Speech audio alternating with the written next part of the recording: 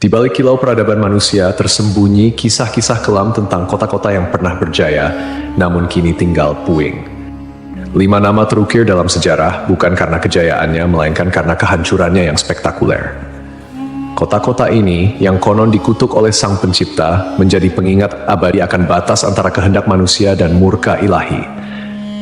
Dari debu dan abu, kisah mereka berbisik, memperingatkan generasi mendatang tentang harga yang harus dibayar atas pembangkangan dan dosa.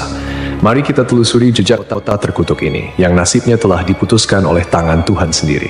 1. Pompei. Pompei adalah sebuah kota kuno yang terletak di wilayah Campania, Italia. Kota ini memiliki sejarah panjang yang dimulai jauh sebelum kehancurannya secara tragis pada tahun 79 Masehi. Pompei telah berdiri sejak abad ke-7 sebelum Masehi oleh suku Ossi. Awalnya, Pompei merupakan sebuah pemukiman kecil yang kemudian berkembang menjadi kota pelabuhan penting di wilayah Napoli. Pompei pun berkembang menjadi kota yang besar pada masanya. Kota ini juga dikenal yang jauh lebih subur daripada tempat lain, karena Pompei terletak di kaki Gunung Vesuvius, sebuah gunung berapi purba yang merupakan satu-satunya gunung berapi aktif di Eropa. Para petani di kota ini banyak yang menanam anggur dan zaitun. Kesuburan tanah ini merupakan salah satu faktor utama yang mendorong pertumbuhan dan kemakmuran Pompei selama berabad-abad. Meskipun Gunung Vesuvius telah lama menjadi bagian dari lanskap kota Pompei, penduduk kota tampaknya tidak menyadari bahaya yang kelak akan ditimbulkannya. Gunung Vesuvius diketahui telah tidak aktif selama berabad-abad, dan pengetahuan vulkanologi pada masa itu masih sangat terbatas. Kota Pompei merupakan bagian dari wilayah kekuasaan Romawi kuno. Banyak dari masyarakatnya merupakan keturunan Romawi, dan di seluruh wilayah Kekaisaran Romawi kuno, praktik prostitusi memang dilegalkan. Namun Pompei menawarkan sesuatu yang lebih. Diperkirakan ada 35 rumah bordil yang tersebar di kota ini. Di Pompei ada beberapa lupanar, dengan yang paling terkenal disebut Lupanar Grande, yang merupakan satu-satunya rumah bordil besar yang ditemukan di sana. Kata lupanare sendiri berasal dari kata Latin lupa, yang berarti serigala betina, istilah yang juga digunakan untuk para pelacur pada zaman itu. Di dalam Lupanar Grande, ditemukan kamar-kamar kecil dengan lukisan erotis di dinding, yang kemungkinan besar digunakan sebagai semacam menu untuk layanan yang ditawarkan di sana. Rumah bordil ini memiliki 2 lantai. Lantai pertama diperuntukkan bagi kelas bawah, sedangkan lantai kedua digunakan oleh pelanggan kelas atas. Jumlah yang tergolong banyak mengingat Pompei hanya seluas 12 km² dengan populasi sekitar 11.000 orang. Untuk menuju rumah bordil, jalanan di Pompei diberi petunjuk arah berupa pahatan falus alat kelamin laki-laki, sebuah tanda untuk membantu orang asing yang mungkin mabuk berat atau tidak bisa berbicara bahasa lokal. Praktik prostitusi biasanya dilakukan oleh para budak yang memasang tarif sangat murah. Bahkan tarif di Pompei jauh lebih murah daripada di wilayah Kekaisaran Romawi lainnya. Dengan membayar setara harga seperempat gelas anggur, setiap laki-laki yang datang ke Pompei sudah bisa memesan pelacur. Pada salah satu dinding aula, ditemukan tulisan yang artinya, "Jika Anda mencari pelukan manis di kota ini, semua gadis di sini tersedia." Hubungan seksual yang diwajarkan tidak hanya terjadi antara laki-laki dan perempuan saja. Penemuan grafiti menunjukkan bahwa homoseksual dan pemerkosaan anak juga menjadi hal yang biasa di Pompei. Temuan inilah yang membuat Pompei dijuluki sebagai kota maksiat, terlepas dari arsitekturnya yang megah dan keberagaman karya seninya. Akhirnya, setelah kegiatan maksiat di kota ini semakin parah dan menjadi pemandangan yang lumrah, pada tanggal 24 Agustus 79 Masehi, sekitar tengah hari, terjadilah letusan mahadahsyat dari Gunung Vesuvius. Gunung ini mengeluarkan kolom erupsi yang luas dan tinggi hingga mencapai ketinggian 33 km.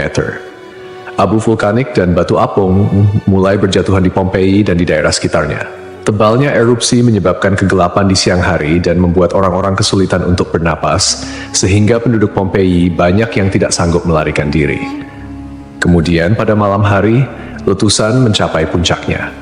Serangkaian awan panas yang mematikan mulai menyapu kota dengan kecepatan tinggi dan membunuh siapapun di kota tersebut. Meskipun sulit untuk memastikan jumlah korban jiwa yang tepat, diperkirakan ada sekitar 2.000 orang yang tewas di kota Pompei, meskipun banyak juga yang berhasil melarikan diri pada tahap awal erupsi. Namun, mereka yang tertinggal atau terlambat melarikan diri menghadapi nasib yang sangat mengerikan. Kota maksiat ini hancur lebur bersama 500 tahun. Setelah sekian lama, Pompei ditemukan kembali pada abad ke-14 dan penggalian yang dilakukan mengungkapkan banyak artefak serta mumi-mumi yang terkubur di bawah abu vulkanik. Pompei kini menjadi simbol peringatan akan bahaya dari keangkuhan dan dosa manusia.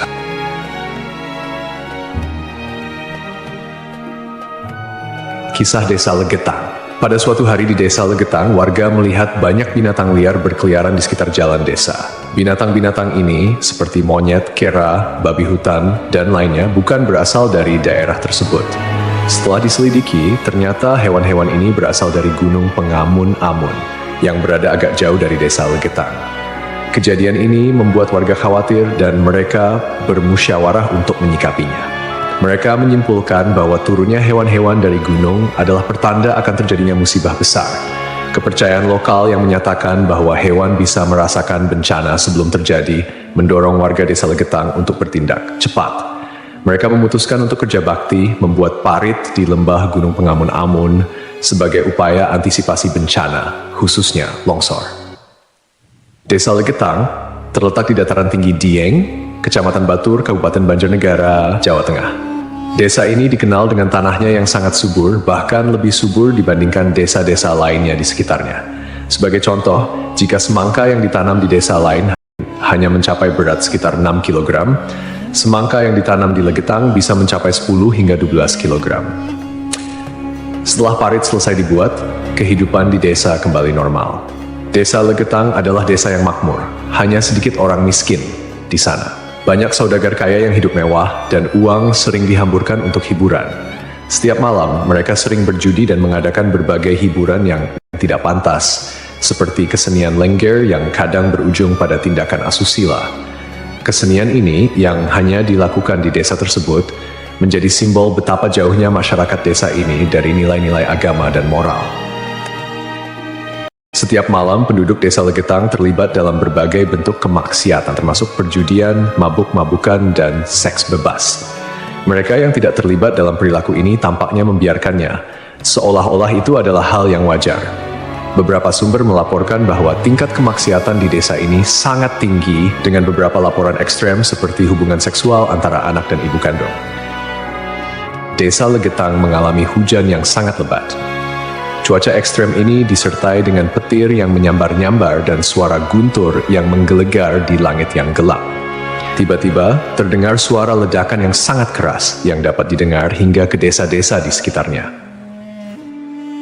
Bukan paginya, setelah badai reda, penduduk desa-desa tetangga terkejut mendapati bahwa Desa Legetang telah tertimbun tanah dari puncak Gunung Pengamun-Amun. Tragedi ini menelan korban jiwa 351 orang, termasuk bayi dan balita. Hanya satu orang yang berhasil selamat, yaitu seorang pemuda bernama Suhuri yang sedang berada di luar desa saat kejadian. Secara logika, sulit untuk memahami bagaimana Desa Legetang bisa tertimpa longsoran dari puncak gunung yang jauh dan terpisah oleh lembah serta perkebunan. Penduduk desa telah membuat parit sebagai antisipasi terhadap longsor, tetapi bencana ini tampaknya melibatkan fenomena yang tidak bisa dijelaskan dengan mudah. Ada yang berpendapat bahwa kejadian ini adalah azab dari Allah, karena tidak dapat dipahami secara rasional. Ashabul Ras. Ashabul Ras adalah sebuah kaum yang hidup pada zaman dahulu. Kisah mereka disebutkan dalam Al-Quran sebagai salah satu kaum yang mendapat azab dari Allah Subhanahu wa Ta'ala. Nama Ashabul Ras secara harfiah berarti penghuni sumur atau pemilik sumur. Mereka tinggal di sebuah wilayah yang kini diperkirakan berada di antara Yamamah dan Hadramaut di Jazirah Arab. Kehidupan Ashabul Ras sangat bergantung pada sebuah sumur besar yang menjadi sumber air utama. Tidak hanya menjadi pusat kehidupan, tetapi juga menjadi simbol kemakmuran dan identitas kaum tersebut.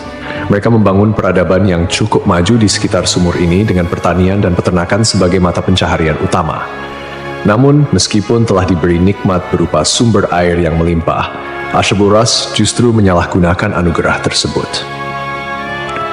Mereka mengembangkan sistem kepercayaan yang menyimpang dan menyembah pohon cemara besar yang tumbuh di dekat sumur mereka. Pohon ini dianggap suci dan dijadikan objek penyembahan, menggantikan Allah Subhanahu wa Ta'ala sebagai Tuhan yang seharusnya disembah. Kemusyrikan Asyabul Ras tidak berhenti pada penyembahan pohon saja. Mereka juga mengembangkan praktik-praktik yang bertentangan dengan ajaran Tauhid, seperti membuat patung-patung yang merepresentasikan dewa-dewa mereka, kemudian melakukan ritual dan persembahan kepada pohon cemara, serta menolak ajaran-ajaran monoteisme yang dibawa oleh para nabi dan rasul. Allah Subhanahu wa Ta'ala dalam rahmatnya yang tak terbatas tidak langsung menghukum Asyabul Ras. Sebaliknya, Allah Subhanahu wa Ta'ala mengutus seorang nabi kepada mereka untuk membimbing dan mengingatkan mereka akan jalan yang benar. Nabi yang diutus ini, menurut beberapa riwayat, adalah Nabi Syuaib, meskipun ada juga yang berpendapat bahwa ia adalah nabi yang lain yang namanya tidak disebutkan dalam Al-Quran.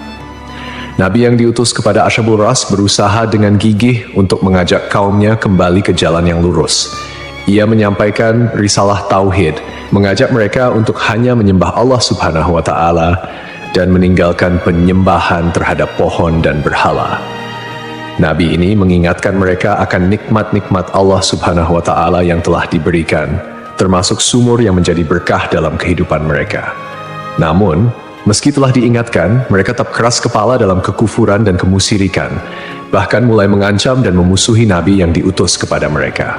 Penolakan ini berlangsung dalam waktu yang cukup lama, menunjukkan kesabaran Allah Subhanahu wa Ta'ala dalam memberi kesempatan kepada hamba-hambanya untuk bertaubat. Setelah bertahun-tahun menolak ajakan Nabi mereka dan tetap teguh dalam kekufuran, akhirnya azab Allah Subhanahu wa Ta'ala turun kepada kaum Asyabul Ras. Azab ini datang sebagai konsekuensi dari penolakan mereka yang terus-menerus terhadap ajaran Tauhid dan ketekunan mereka dalam menyembah selain Allah Subhanahu wa Ta'ala. Menurut beberapa riwayat, azab yang menimpa Asyabul Ras terjadi dalam beberapa tahap. Pertama, terjadi kekeringan dan paceklik. Allah Subhanahu wa Ta'ala mulai mengurangi curahan rahmatnya dengan menahan air hujan. Akhirnya, terjadi kekeringan berkepanjangan. Tanaman-tanaman mereka mengering dan ternak mereka mulai mati kelaparan. Ini merupakan peringatan awal bagi Asyabul Ras, namun mereka tetap tidak mengindahkannya. Kemudian terjadi pencemaran sumur. Sumur yang menjadi sumber kehidupan mereka tiba-tiba tercemar. Airnya berubah warna, berbau busuk, dan tidak layak dikonsumsi. Hal ini menyebabkan krisis air yang parah di kalangan Asyabul Ras. Lalu datanglah gempa bumi. Sebuah gempa dahsyat mengguncang wilayah tempat tinggal Asyabul Ras. Gempa ini menghancurkan bangunan-bangunan dan infrastruktur yang telah mereka bangun selama bertahun-tahun. Akhirnya, mereka pun binasa, meninggalkan kisah yang menjadi peringatan bagi generasi-generasi setelahnya tentang konsekuensi dari menolak petunjuk ilahi dan hidup dalam kemusyrikan.